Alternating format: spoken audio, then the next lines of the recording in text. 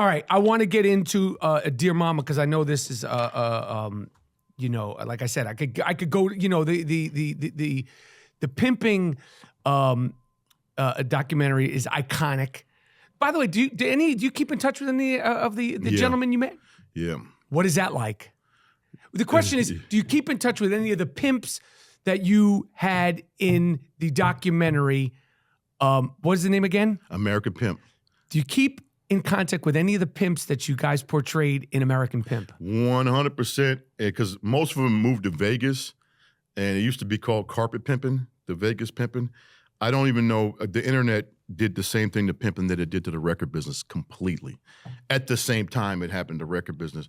And my dear friend Kenny Red just passed away, the one with my mouth is loaded like a gun. Yeah. I can't even do it. Kenny Red just passed away less than a year ago.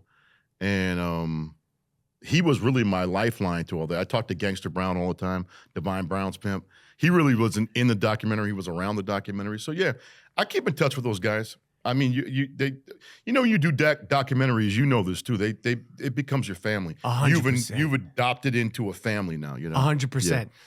All right, Dear Mama, 5 parts, ridiculously so sick. So good. You mentioned in the Defiant Ones, when we were just talking, you mentioned the Arnold documentary. I noticed on the credits of Dear Mama, and you said it that in regards to producing and writing the Arnold Schwarzenegger documentary. What does that mean, writing a documentary? Mm-hmm. What does that mean? Yeah, I'm glad you asked. You go right to the heart of what it really is like. Because for so long, there wasn't a credit in documentary for writing, right? What it means is like, one, like what is the theme, and what are the sub themes? Sometimes, as I say, are more important than the theme. And when I'm interviewing Michael Rapaport, I talk to you before I get on set, and I start telling you kind of what I'm after. And I go, I'm after this thing. Are you familiar with, for instance, in Defiant Ones, before Snoop's interview, I'm in the kitchen with Snoop at the Chateau Marmont in the suite we're in. I said, this is when the Beats deal is still fresh, the Crip Walk thing and what happened. I go, you know what happened though, Snoop, right? He goes, what? I go, when he did that, they shaved $300,000 off the, $300 million, I'm sorry, $300 million off the deal. It was a $3.3 million deal.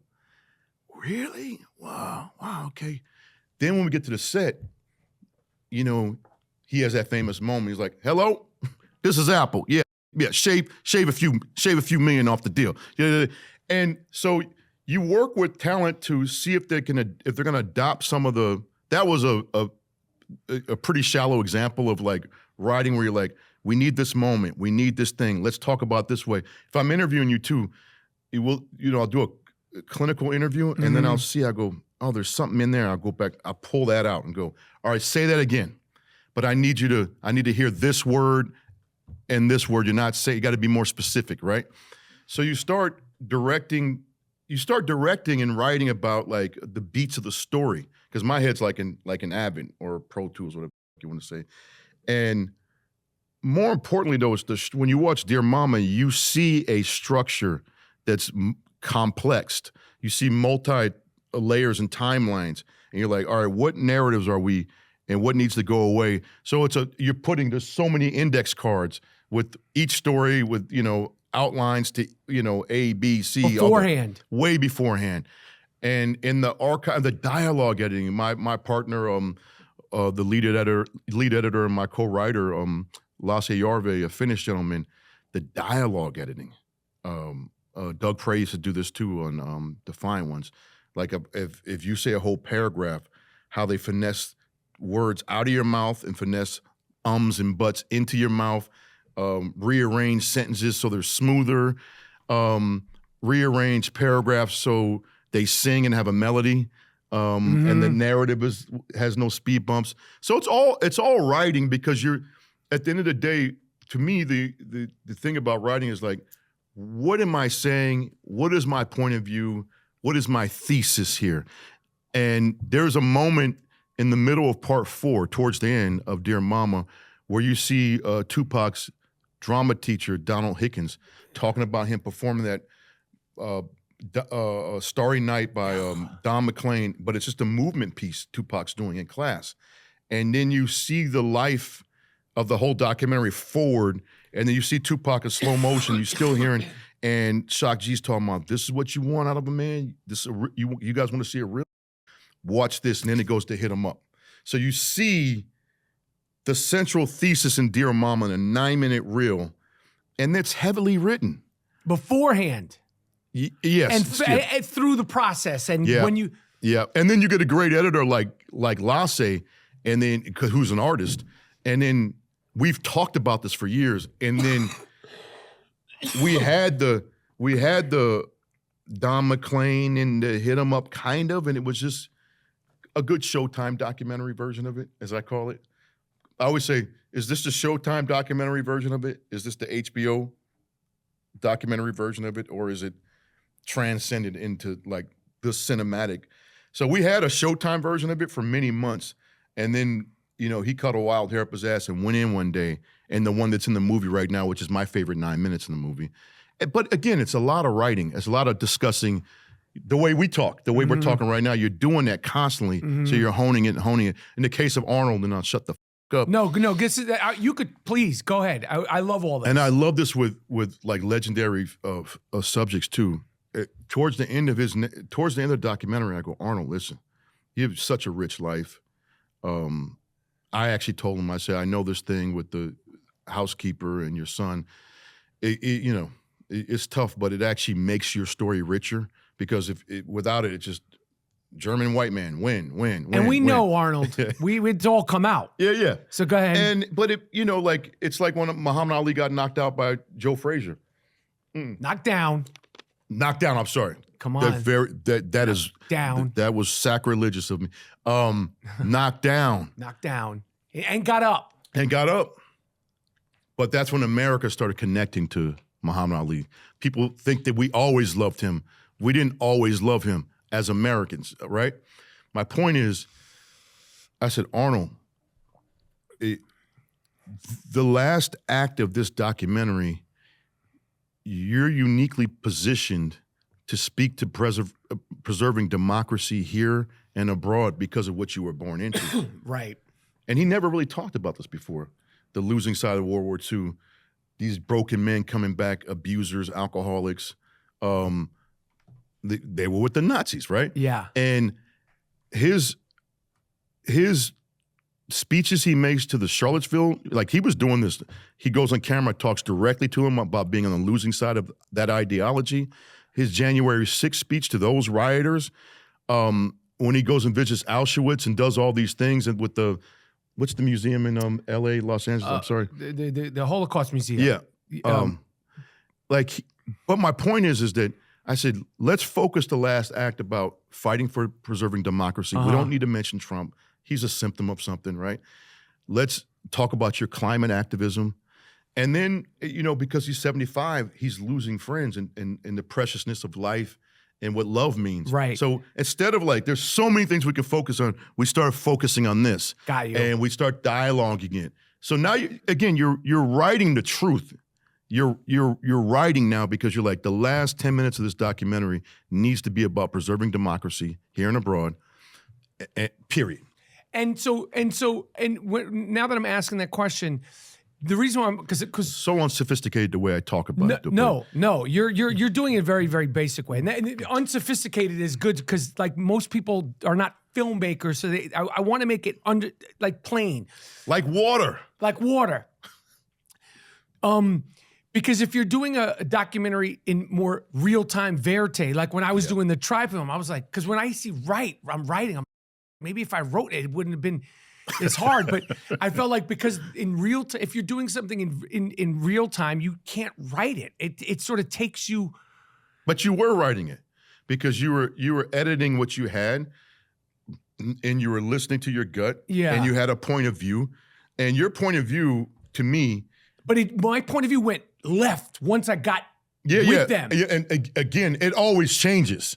But you jumped on the horse of that dynamic of those two guys. Yes. And you could have gone a different direction. Yeah. And you got really in the inner workings of the relationship. of that relationship. And and you rode that horse to the end, and then you made decisions. I'm cutting this out. I'm leaving this in. I'm highlighting this this thing when Q-Tip talks about that. And when my man's talking about his diabetes, I'm like, get rid of that part, put this part. That's writing. I got you. How did the film come about? How did Dear Mama come about? How did they approach you? Who approached you? How long had it been an idea before you started making the film? There was another prestigious filmmaker doing a feature version doc on Tupac, and had started down the road with the estate and the family. And for some reason or another, after a year, that didn't work out. And then I got called, because I know a lot of the record label there, Steve Berman, the attorneys, Peter Paterno. So you got Steve Berman from the label, who I go way back with, obviously Jimmy, but Jimmy wasn't there at the time. Peter Paterno, who's the Tupac estate attorney, as well as Dr. Dre's attorney and Metallica's attorney. Jesus. So I know these people. Peter Paterno signed the first check for my first music video that I met Tupac on for Raw Fusion, when he used to run Hollywood Records and Hollywood Basic at Disney. He was the president, Peter Paterno. Okay. So I got a call from Peter. He's like, can you meet the Tupac estate? Who's the Tupac? Tom Wally. Oh, I know Tom Wally. He's the one that called me when Tupac wanted us to do his music videos, because Tom Wally was the president of Interscope. Okay. So I went and met with him, and it was like on a Wednesday, and I didn't want to do it because I was on this whole Marvin Gaye feature film path, and I didn't see doing a documentary. I said to them, I don't think I want to do it for a bunch of reasons. Like, Define Ones almost killed me. I don't know if I want to get into like the me and Tupac of it all. And I said, but give me 3 days to think about it. And I called him back Friday, and I said, I'll do it under one condition: if we can do it in multiple parts, and it be as much about Afeni Shakur as it is about Tupac. And they said, done. Yeah. And how much did you know about Afeni's story? Like I said from the beginning, it's as much as an Afeni documentary, because you really explain like how smart, strong, resilient, flawed, but her and brilliant Afeni is. So how much did you really know about her life before you started making the film? The details of taking on the court, the details of Tupac will talk about, my mom, went to court and got us, got the Black Panther, represented herself. That's right. While I was in her belly. And you'd be like, is this really true? Or is this? And then you're like, yo, in this documentary, you really see it. That's right. Detailed. I mean, it sounds so fantastical. And it sounds like, really? Okay. I was cultivated in prison. Yeah. Like, was it a traffic ticket? And like, no, this wasn't no traffic ticket. Yeah, she was facing 360 years in prison in a famous case called the Panther 21 trial with 20-some other of her comrades. They were accused of plotting to blow up sites and department stores and the what's the zoo over there? The Botanical Gardens. I'm sorry, the Bronx Botanical Gardens. Yeah. And they were accused of plotting to blow up, like, I don't know how many different, 8 locations, something like that. And she represented herself. Now, what I knew before I did this documentary was what we all knew. I knew the song Dear Mama. I knew she struggled with addiction and overcame it. And I knew she was a former Panther. That was it. That's vague, right? That's it. When you talk about like former Panther. Yeah, that's it. I mean, when you watch the film, you see how ahead of her time she was. Crazily. Wow. And she should be on the Mount Rushmore of civil rights leaders just alone by virtue of just how she represented herself and got them off here in Manhattan in the same courthouse that Tupac was tried in for the assault case. Which is insane. And that cut, that part of the film, you're just like, there's so many goosebump moments in the film as a viewer. How about that one? I never talk about it much. The way the FBI turned the East Coast faction of the Panthers against the West Coast and the West Coast and had them infighting. And it was like hip hop. Crazy. It was the same exact thing going on with the Panthers, which if you think about it, Michael, the Panthers really were hip hop. I mean, you look at their attitude, their swagger, the way they dressed, the way they moved. All of it was a precursor to hip hop, 100%. Right? And you look at the way the feds worked them like that. Now, people might say it's conspiracy theory. people might have their own feelings about what happened with rap and the East Coast, West Coast thing. I think the media had more to do with that than any feds, but who knows? Who knows? I mean. Yeah, it's true. I just think that was such just a couple of egos that got way out of hand. When I look at it, I think that's what I think. You know what? People got to remember this, and you'll remember this because you were living it in real time. We were living it in real time. When Cube left, God bless Cube. I just saw him in a car with Tucker Carlson the other week ago. The world is just upside down right now. Did you see that video of him and Tucker Carlson? I like it though. We got to get to that because I want to know why you like it. But Cube left NWA, no Vaseline, 100 miles and running. Everyone kind of felt at the time, no one talked about it, it was WWF. It felt real, but you also know no one had been killed. There were some scuffles with, entourages. Cut to when Hit 'Em Up came out. You knew it was bad. You're like, something about this, because the power of that kid, the power of Tupac. I remember Jimmy Iovine playing me the track before it came out, and I go, him and Tupac and or Suge would be dead in less than 6 months. And he was like, why do you say that? And it wasn't the words, it was the energy. It's the power of how he did it, particularly the outro. I said, and see, people forget, we hadn't lost any stars to gang violence or shooting, so it wasn't a reality to us until it happened. And we're talking about star. I mean, this was everybody knows that. These guys, star. These guys, and I don't want to, because I'm not going to name names, I'll get in trouble with other iconic, legendary, gazillionaire rappers right now.